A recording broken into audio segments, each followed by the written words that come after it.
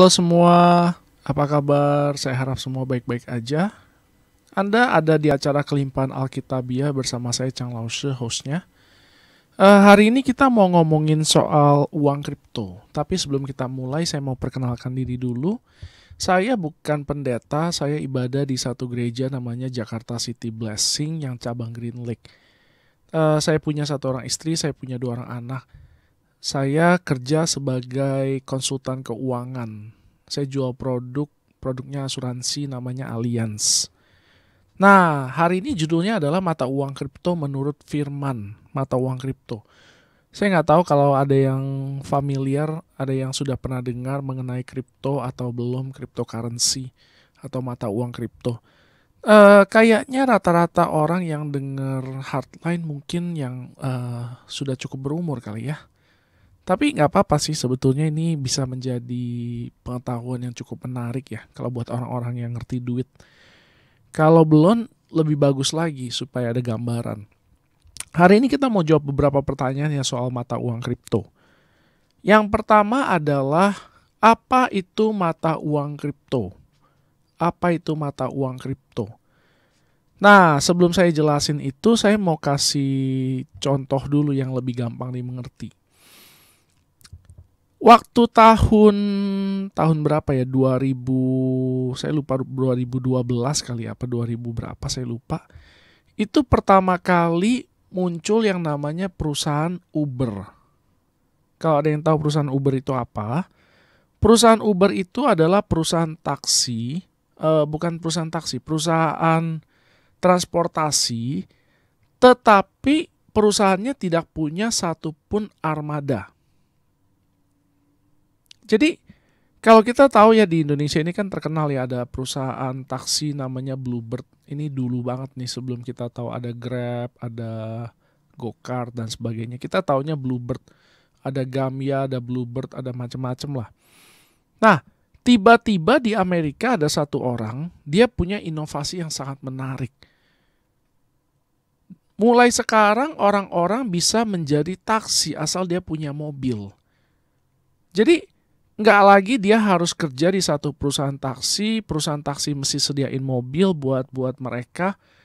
Mereka cukup daftar aja dengan mobil yang mereka punya, lalu mereka bisa mulai menjadi taksi sendiri.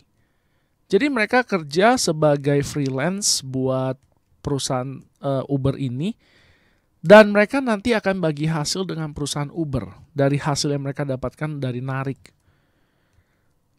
Sejak itu banyak sekali yang terjadi. Dulu kalau misalnya orang mau bisnis hotel, mereka perlu punya hotel. Tetapi sejak ada yang zamannya namanya Airbnb, itu semua orang yang punya properti mereka sudah bisa jadi hotel. Jadi mereka kerjasama sama perusahaan namanya Airbnb. Lalu properti mereka yang nganggur itu mereka bisa sulap menjadi hotel. Orang bisa nginep di sana. Sedangkan si perusahaan Airbnb itu sama sekali tidak punya satupun hotel. Tidak punya satupun tempat penginapan. Nggak ada. Jadi orang-orang yang punya properti nganggur tinggal daftar aja. Sama kayak yang tadi itu. Jadi orang pakai mobil dia sendiri jadi supir taksi. Ini orang yang punya properti kosongan, mereka bisa jadiin hotel. Nah, ini disebut sebagai yang namanya era disrupsi.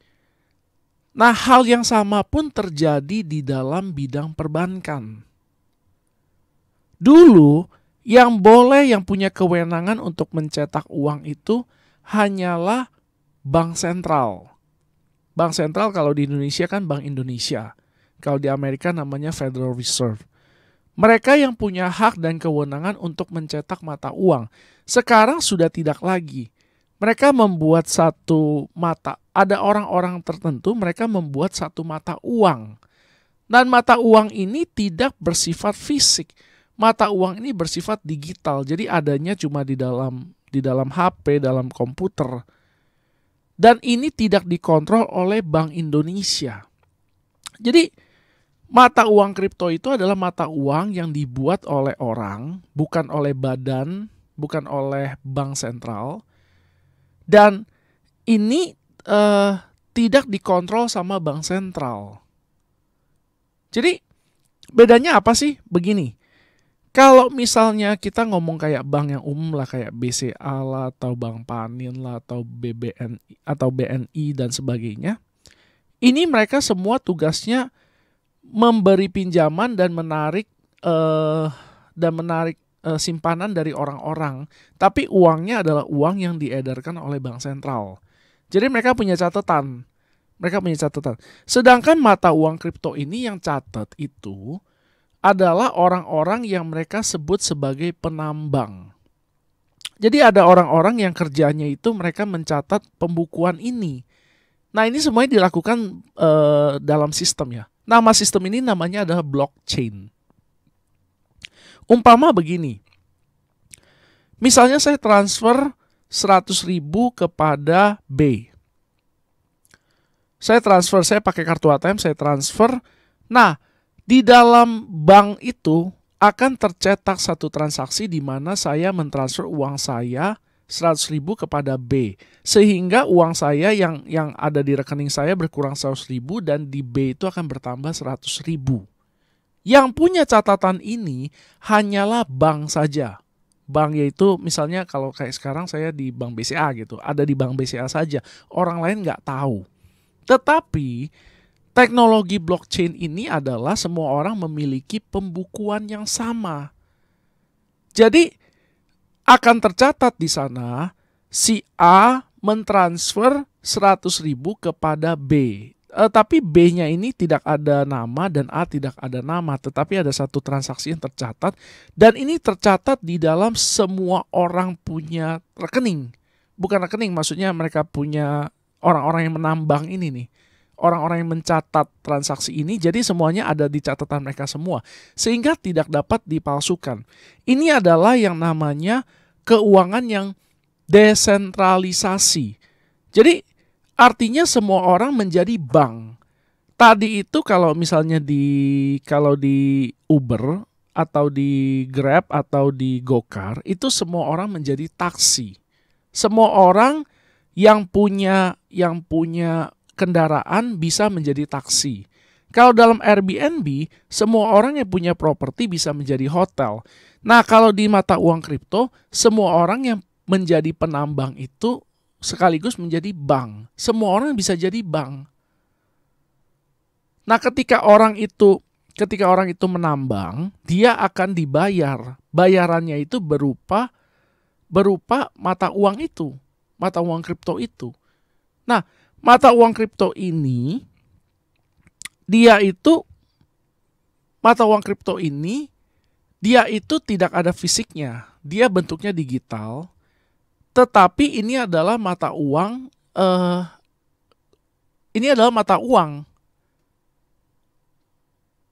Jadi bukan palsu, bukan bikinan, bukan tipu-tipu. Ini memang benar ada uangnya. Walaupun bentuknya digital dan kita nggak bisa lihat. Nah, jadi cara kerjanya mata uang kripto ini adalah ketika kita itu menambang, kita bisa kumpulkan. Lalu kita bisa kumpulkan, setelah itu kita bisa jual atau kita bisa beli. Kita bisa tukar dengan mata uang Indonesia, misalnya rupiah atau ke dolar atau ke negara manapun yang mengakui mata uang ini. Kita bisa lakukan itu. Atau beberapa toko atau beberapa perusahaan di negara-negara tertentu yang menerima mata uang kripto ini. Misalnya kayak Tesla, mobil Tesla itu mereka menerima pembayaran dalam bentuk Bitcoin. Salah satu contoh mata uang kripto yang paling terkenal adalah Bitcoin. Nah, ini yang saya mungkin bahas sedikit sejarahnya ya. Jadi tahun 2008 itu ada satu orang, nggak tahu ini orang atau sekumpulan orang atau siapa, kita belum tahu, kita nggak pernah tahu. Itu mereka menamakan diri sebagai Satoshi Nakamoto. Mereka yang pertama kali mencetuskan ide Bitcoin ini dan mereka membuatnya. Nah, mulai dari tahun 2008 itu pelan-pelan, sangat pelan sekali popularitasnya Bitcoin ini mulai naik. Jadi dia mulai naik sedikit demi sedikit, demi sedikit, demi sedikit. Dulu pernah ada satu kejadian yang disebut sebagai hari pizza, di mana 15 koin itu dijual untuk membeli satu loyang pizza. Ini kejadiannya sudah lama nih. 15 keping koin dijual untuk membeli satu loyang pizza. Kalau misalnya kayak di pizza mungkin sekarang satu loyang yang gede mungkin kurang lebih harganya sekitar 150.000 kali ya. Jadi satu keping waktu itu harganya 10.000. Sekarang harga satu keping koin itu kurang lebih sekitar 48.000 USD. Jadi kalau dihitung pakai rupiah itu kira-kira sekitar 120 juta,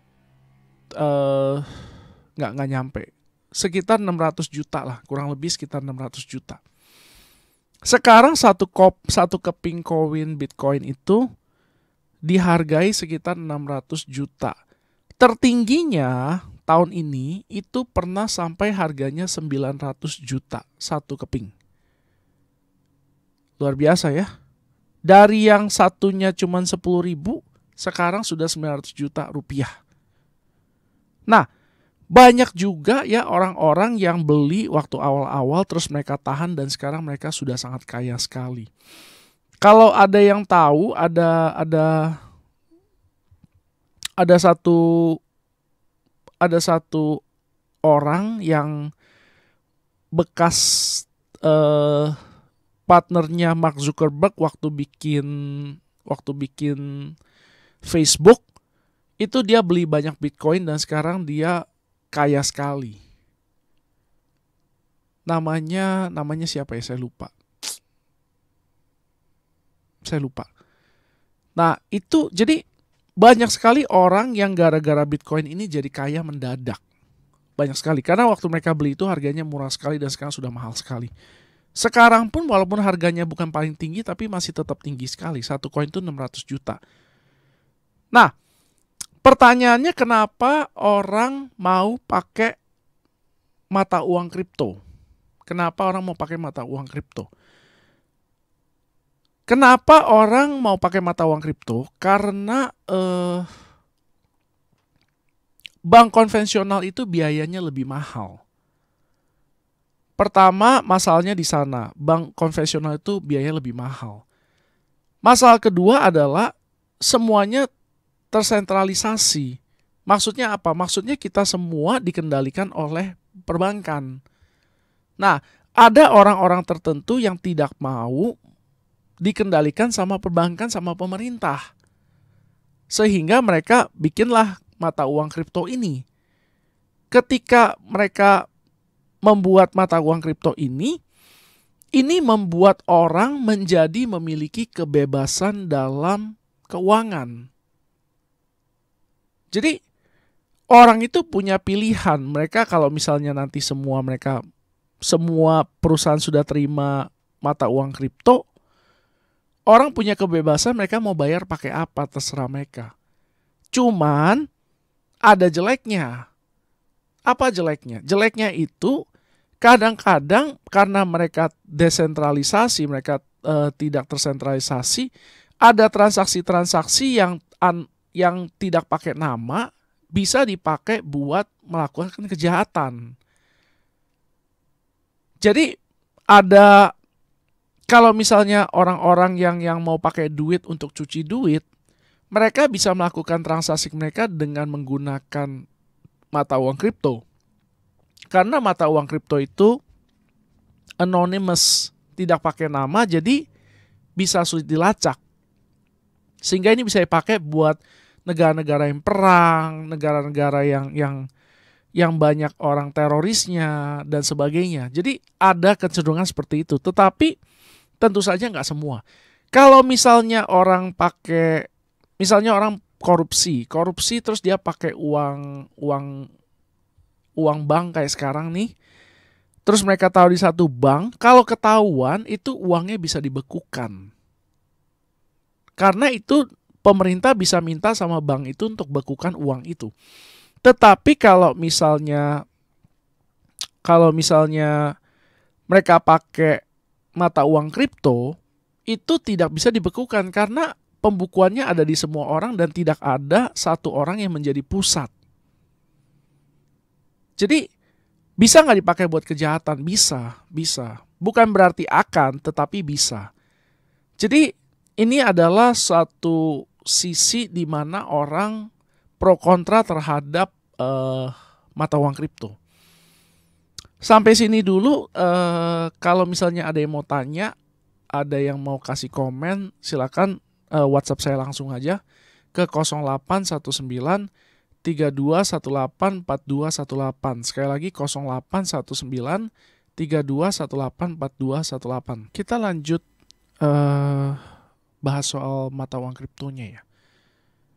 Apa sih pandangan Firman mengenai mata uang kripto ini? Sebelum jawab itu, saya pengen kita mikir dulu nih ya.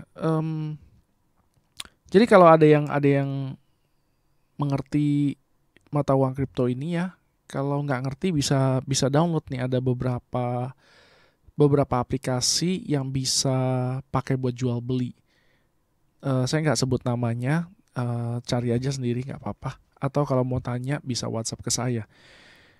Jadi pemerintah Indonesia ini melihat mata uang kripto ini sebagai aset investasi. Jadi bukan sebagai alat pembayaran yang sah. Roma 13 ayat 1 berkata bahwa kita ini harus tunduk kepada pemerintah. Jadi kita perlu tunduk sama kebijakan pemerintah kita. Kebijakan pemerintah kita adalah di Indonesia hanya uang rupiah yang berlaku untuk jual beli. Oke, garis bawahi kata jual beli. Jual beli cuma boleh pakai rupiah. Tetapi kita boleh berinvestasi dalam mata uang kripto. Ini nggak ada bedanya seperti misalnya kita beli dolar. Tahun 2007 itu dolar dari harga 2.500 itu naik terus. Puncaknya di tahun tahun 97. Tahun 97 itu dolar dari harga 2.000-an itu naik sampai puncaknya di tahun 98 itu harganya Rp17.000. Jadi waktu itu banyak orang beli dolar, mereka tahan, terus mereka jual pas harganya tinggi. Itu apa namanya? Itu adalah namanya investasi. Kita bisa melakukan cara ini untuk mata uang kripto. Jadi kita beli, kita simpen, kita tunggu harganya naik, lalu kita jual. Itu kita bisa lakukan boleh dan legal. Jadi beberapa tempat di mana kita bisa beli mata uang kripto ini itu terdaftar di Bapepti. Bapepti itu adalah badan yang melindungi investasi di Indonesia. Jadi kalau misalnya dia terlindungi, kalau misalnya dia dijamin sama pemerintah, artinya kita bisa beli dan kita bisa jual. Gak usah khawatir, yang tidak bisa dipakai adalah kita tidak bisa pakai ini untuk jual beli. Kita nggak bisa pakai ini buat transaksi. Tapi kalau buat investasi boleh. Nah pertanyaannya sebagai orang Kristen, kita boleh nggak transaksi? Bukan transaksi. Kita boleh nggak investasi dalam mata uang kripto? Kenapa kita mau berinvestasi di dalam mata uang kripto? Pertanyaannya. Boleh nggak kita orang Kristen ini berharap jadi kaya? Boleh. Boleh nggak? Boleh. Maksudnya apa sih? Maksudnya gini. Amsal bilang jangan mau kaya. Tetapi kalau kita mau kaya itu bukan dosa. Kalau kita mau kaya itu bukan dosa. Yang lebih penting sebetulnya bukan soal kayanya. Yang lebih penting sebetulnya adalah kenapa kita mau kayanya itu. Banyak orang itu mereka ada, kalau dalam dunia investasi ada satu istilah namanya FOMO. FOMO itu adalah fear of missing out. takut ketinggalan kalau bahasa Indonesianya. Waktu ada satu saham namanya Bang Jago, itu dia mendadak naik banyak. Dia naik banyak dari harga berapa saya lupa ya, 500-an ya. Sampai dia naik ke 20.000. Nah, waktu harganya mulai naik, banyak orang beli, bahkan belinya itu di harga yang tinggi sekali di 20.000-nya. Nah, waktu 20.000 dia mulai turun, banyak orang itu menjadi rugi. Terus udah gitu mereka belinya pakai duit pinjem dari sekuritasnya, sehingga mereka mau nggak mau sahamnya dijual paksa dan mereka makin rugi. Padahal uang yang mereka pakai buat beli saham itu adalah duit yang mereka harusnya pakai buat hal-hal yang penting dan segera. Banyak orang karena mereka takut ketinggalan cuan, ketinggalan untung, mereka melakukan banyak hal yang akhirnya malah merugikan diri mereka sendiri. Jadi pertanyaannya, boleh nggak kita investasi? Boleh, tapi kalau kita melakukannya dengan koridor-koridor yang jelas. Apa itu koridor yang jelas? Apakah kita investasi pakai uang dingin atau bukan? Apa itu uang dingin? Uang dingin itu adalah uang yang nggak kepake segera. Uang yang nggak segera kepake. Kita punya tabungan sebagai dana darurat dan jumlahnya cukup banyak, kita bisa ambil sebagian kita investasikan nih. Itu boleh, tapi jangan pakai uang yang biasanya kita gunakan untuk hidup sehari-hari. Ini berbahaya. Saya kasih contoh yang gampang. Waktu itu saya beli saham Bukalapak. Harganya itu Rp850 beli dari awal. Beli sama sekuritas dapat di harga awal 850 perak. Hari pertama dia naik sampai maksimal. Hari kedua dia naik lagi sampai maksimal 1.325 perak. Tetapi begitu udah mulai sore harganya tiba-tiba turun banyak. Nah, waktu tinggi itu saya nggak jual. Turun banyak, sekarang posisinya ada di kurang lebih sama harga saya beli sama. Jadi saya nggak untung nggak rugi. Kalau saya jual saya rugi di ongkos. Tapi kalaupun dia turun lebih banyak dari itu pun saya nggak terlalu masalah. Kenapa? Karena itu bukan uang yang akan saya pakai buat makan. Bukan uang yang akan saya pakai untuk biaya uang sekolah anak. Nah, banyak orang mereka tidak menyadari, bukan cuma mereka pakai uang yang mereka akan pergunakan sehari-hari, mereka bahkan menggunakan pinjaman. Ketika hal nggak terjadi sesuai dengan impian mereka, nggak terjadi sesuai sama apa yang mereka rencanakan, mereka terpaksa harus jual rugi. Akhirnya apa yang terjadi adalah uang yang mereka bakal pakai buat sekolah, pakai buat makan dan sebagainya akan berkurang dan mungkin hilang. Ini akan jadi masalah besar. Jadi dalam kita melihat investasi ini, mau di dalam saham, mau di dalam mata uang kripto atau dimanapun, kita harus memiliki kepala yang dingin. Kita harus memiliki kepala yang dingin. Artinya apa? Artinya kita mesti menilai dulu keuntungan dan resikonya. Kalau kita sudah merasa yakin bahwa kita dapat menanggung resiko, barulah kita masuk. Jangan kita main gerasak gerusuk lalu kita rugi, lalu akhirnya kita makin kacau hidupnya. Jangan heran begitu banyak orang rugi di dalam dunia investasi. Gak ada yang namanya cepat kaya, ini bukan sistem dari Tuhan. Jangan terjebak sama sistem dari manusia yang bikin orang cepat kaya. Di mana-mana orang nawarin, oh nih bagus nih cepat kaya, cepat berhasil, cepat sukses, cepat ini, cepat itu. Ini semua bukan firman. Firman itu bilang begini di dalam Amsal. Orang yang mengumpulkan sedikit demi sedikit menjadi kaya. Jadi, lakukanlah segala sesuatu bukan karena keserakahan.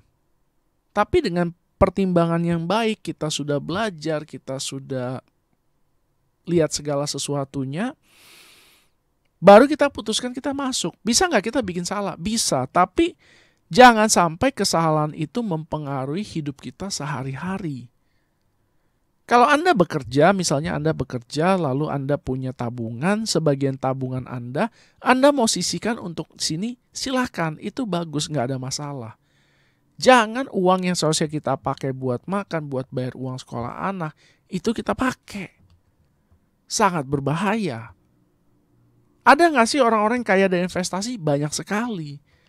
Tetapi orang-orang itu, mereka tidak menggunakan uang-uang yang punya resiko tinggi. Dan mereka tidak meninggalkan pekerjaan mereka sampai mereka sudah cukup mapan.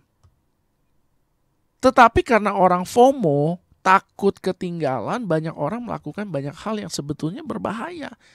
Jangan lakukan itu. Sebaliknya kita mesti menjadi orang yang bijaksana. Salomo kalau kita belajar ya di dalam Alkitab, dia juga punya banyak investasi. Dia punya perisai yang bagus-bagus dibikin dari emas, itu harganya sangat mahal. Dan kalau kita lihat ya emas itu harganya selalu naik, nggak pernah turun. Jadi Salomo tuh punya banyak investasi, dia punya banyak tanah, dia punya perkebunan, dia punya banyak bisnis. Jadi bukan cuma sekedar investasi, dia punya banyak bisnis. Dan dia sangat bijaksana. Kekayaan dia naik begitu banyak selama 40 tahun dia menjadi raja. Jadi ini adalah contoh yang luar biasa dalam investasi. Nah, kita harus belajar dari Salomo. Bagaimana caranya berinvestasi dengan baik. Apakah kita boleh investasi di mata uang kripto ini? Silakan, tetapi dalam koridor yang benar. Nah, koridor yang benar yang tadi yang pertama adalah jangan pakai uang panas, pakailah uang dingin. Koridor yang kedua yang kita harus pastikan adalah apakah kita cukup mengerti atau tidak. Jangan lompat ke sesuatu yang kita tidak tahu apa-apa. Belajar terlebih dahulu. Oh, tapi nanti harganya keburu naik segala macam. Tenang aja. Tenang aja. Pada waktunya kita akan berhasil. Yang penting kita jadi orang belajar dulu.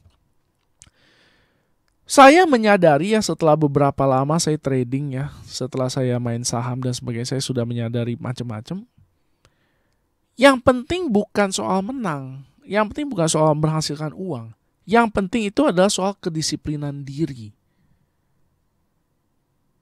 Kalau kita mau secara konsisten untung, kita mesti punya disiplin diri. Kalau enggak, kita hari bisa untung banyak, besok kita bisa rugi banyak. Karena nggak ada disiplin. Nah, Firman bilang di dalam Amsal, orang yang sabar itu lebih hebat daripada pahlawan, dan orang yang mengendalikan mengendalikan diri itu lebih hebat daripada orang yang merebut kota. Bayangkan ya, ada orang yang dia sudah berhasil merebut satu kota, tetapi dia tidak sehebat orang yang berhasil mengendalikan dirinya. Orang yang bisa berkata tidak dan orang yang bisa berkata iya. Saya sekolah Alkitab ya. Saya punya direktur ya, adalah orang yang luar biasa sekali. Dulu beliau itu bekerja dengan penghasilan luar biasa fantastis. Dan sekarang beliau ini cukup menjadi direktur perusahaan Alkitab, direktur sekolah Alkitab, dan penghasilan beliau sekarang belum sebesar yang dulu.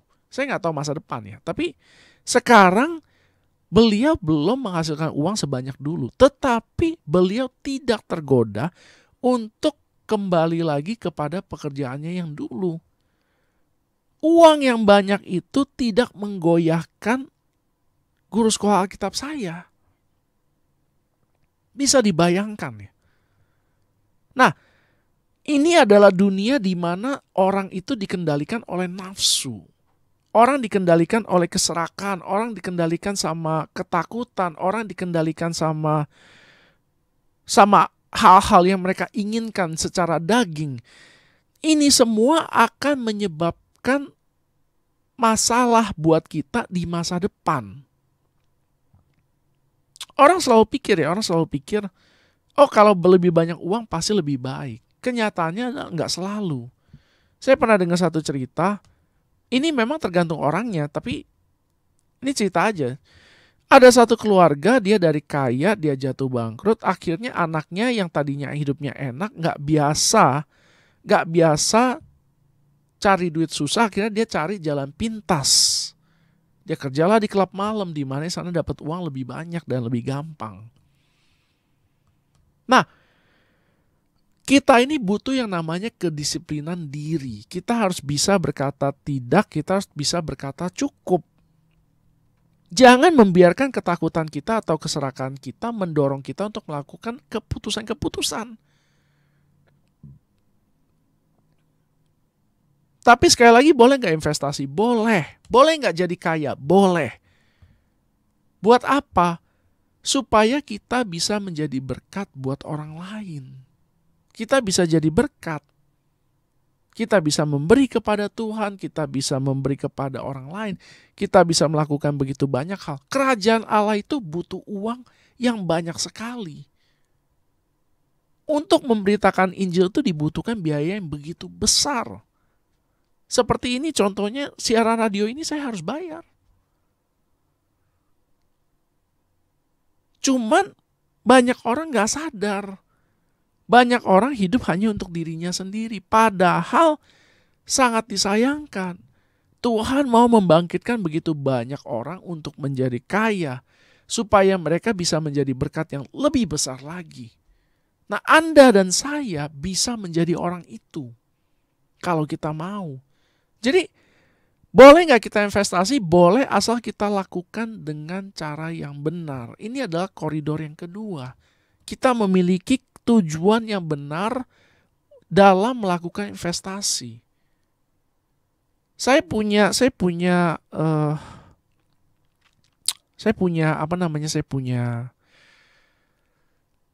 koridor sederhana dalam mencari uang. Nomor satu, apakah saya menyukainya atau tidak? Jadi sesuatu yang saya lakukan itu apakah saya suka atau enggak? Saya suka investasi enggak? Saya suka. Yang kedua adalah, apakah ini menjadi berkat atau tidak?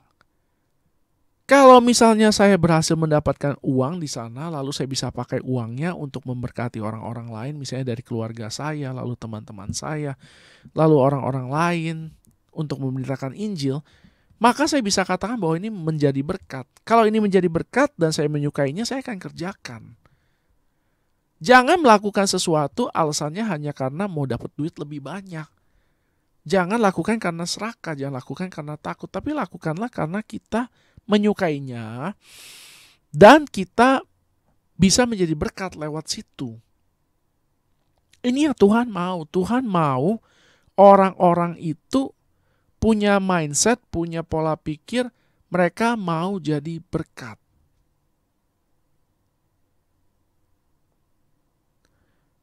Ini kita perlu tanamkan ke dalam diri kita sendiri, dan saya ini ajarkan ini kepada anak-anak saya. Dari anak saya kecil, waktu dia umur 2 tahun, dia ulang tahun, saya ajarkan dia buat membagikan goodie bag. Jadi anak saya suka sekali sama snack, tapi saya ajarkan dia buat bikin bingkisan. Bingkisan isinya dalamnya semuanya snack, dan saya minta dia bagi-bagian kepada orang dan dia lakukan dengan senang. Untuk apa? Supaya dia ingat bahwa hidup ini hanya ada arti ketika kita menjadi berkat untuk orang lain. Hidup Anda dan saya hanya akan ada arti apabila kita menjadi berkat buat orang lain. Kalau kita cuma ngerti bagaimana kita terima lebih banyak lagi, diberkati lebih baik lagi, tanpa kita membagikan kepada orang lain, hidup ini tidak ada gunanya. Tidak ada gunanya. Jadi, kalau gitu, balik lagi nih, kalau sekarang kita melakukan kegiatan, kita bekerja, kita berbisnis, kita berinvestasi, mari kita mulai merubah hati kita. Gantilah motivasi kita dari pengen kaya menjadi pengen menjadi berkat buat semua. Saya rasa ini aja yang saya mau share malam hari ini, memang rada pendek, nggak apa-apa sih, saya pikir ini cukup penting buat menambah pengetahuan plus membenarkan mindset. Nah, sebelum saya tutup, saya mau kasih pengumuman dulu. Yang pertama adalah jangan lupa subscribe ke saya punya channel di YouTube sama di IG, namanya Kelimpahan Alkitabiah. YouTube dan IG namanya Kelimpahan Alkitabiah. Yang kedua, saya mau kasih tahu bahwa ini adalah siaran berbayar. Saya bayar ke Heartline. Jadi, kalau misalnya ada Bapak Ibu di rumah yang merasa terberkati sama pengajaran ini, ingin menabur, silakan hubungi saya ke 0819 3218 4218. Sekali lagi 0819 3218 4218. Kalau Anda memberi kepada acara ini, berarti Anda berpartisipasi dalam memberkati setiap orang yang mendengar ini. Oke.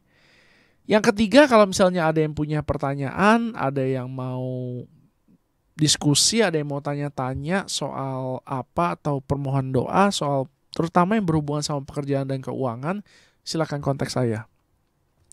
Selanjutnya, kalau ada yang mau tanya-tanya soal produk saya jual asuransi atau hal-hal keuangan lainnya juga boleh kontak saya. Berikutnya saya ada buku rohani, saya bikin buku rohani, judulnya adalah Hubungan dengan Allah, tapi bentuknya PDF, jadi bentuknya bukan buku. Kalau ada yang tertarik mau baca, silakan WhatsApp saya bisa kirimin bentuk PDF-nya. Kalau PDF-nya udah datang, Anda mau print, Anda baca sendiri silakan. Berikutnya adalah setiap hari Jumat saya ada Zoom. Zoom-nya ini bahasnya, topiknya itu adalah hal-hal yang bersifat umum. Umum itu jadi bukan cuma keuangan doang, bukan cuma pekerjaan doang, tapi umum. Kalau ada yang mau ikut, silakan WhatsApp saya, ntar saya masukin ke grup setiap Jumat malam jam 8. Saya rasa itu aja dari saya. Oh, terakhir, saya baru ingat. Terakhir, kalau ada yang punya produk yang mau diiklanin, saya iklankan gratis di sini di acara saya. Saya iklankan gratis, cukup WhatsApp saya aja, kasih tahu apa yang mau diiklanin. Saya rasa itu aja dari saya, semoga diberkati. Selamat malam, Shalom. 100.6 Heartline Radio, radio nomor 1 yang peduli dengan perlindungan anak-anak dan berkontribusi dalam membangun keluarga Indonesia. Bersama UNICEF, Heartline ikut mengkampanyekan hak-hak anak Indonesia. Heartline banyak memproduksi konten program untuk perlindungan anak dan pemberdayaan orang tua. Selain program siaran, Heartline aktif dalam menyelenggarakan acara untuk pembekalan kepada orang tua dan anak-anak.